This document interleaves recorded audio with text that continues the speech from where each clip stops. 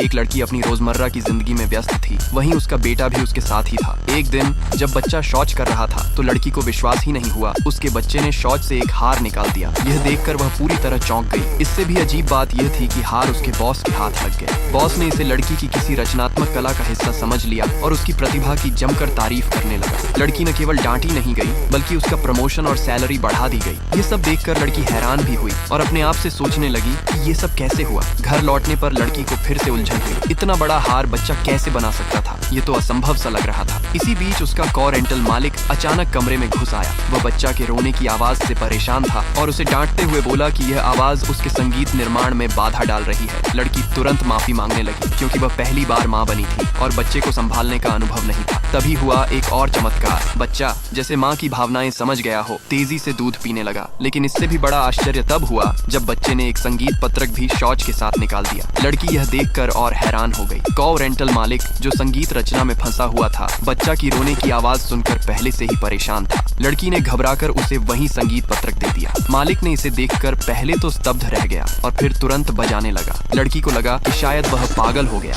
लेकिन असलियत यह थी कि बच्चा वास्तव में अद्वितीय संगीत पत्रक उत्पन्न कर सकता था। हालांकि इसमें एक कमी थी, इसका बदबू वाला असर। इसके बाद घर में और भी अजीब घटनाएं होने लगी। बच्चा ने सिर्फ संगीत पत्रक ही नहीं बल्कि पहले महीने ही भूतिया फिल्में देखने शुरू कर दी। यह देखकर लड़की को धीरे धीरे एहसास हुआ कि उसका बच्चा साधारण नहीं है। लेकिन लड़की बच्चे की विशेष शक्तियों को गलत समझ बैठी और सोचने लगी कि बच्चा पैसे निकाल सकता है। उसने सामने रखे 10 पैकेट बिस्कुट बच्चे को खिलाते हुए कहा, देखो तुम हार और संगीत पत्रक निकाल सकते हो तो क्या पैसे भी निकाल सकते हो। बच्चा उम्मीद में बिस्कुट खा गया, लेकिन अगली ही सेकंड में भयंकर बदबू ने लड़की को बेहोश कर दिया। बच्चा समझ गया कि माँ परेशान हो गई है, लेकिन उसने सोचा कि शायद बच्चे का पेट ठीक नहीं है, इसलिए उसने डॉक्टर से मदद ली। डॉक्टर सुनकर हैरान रह गए। उन्होंने लड़की को मानसिक रूप से अस्वस्थ समझ लिया और उसे अस्पताल भेजने की तैयारी की। लेकिन लड़की ने हार नहीं मानी। उसने अपने जिज्ञासु और हिम्मत वाले दिल से डॉक्टर को समझाया और अंततः डॉक्टर ने उसकी बात मान ली। फिर भी जब बच्चा दूध पीता है कोई विशेष प्रतिक्रिया नहीं होती। लड़की सोचती रही कि बच्चा भूखा है, इसीलिए उसने और बिस्कुट खिलाए। डॉक्टर ने भी मदद के लिए केला दिया।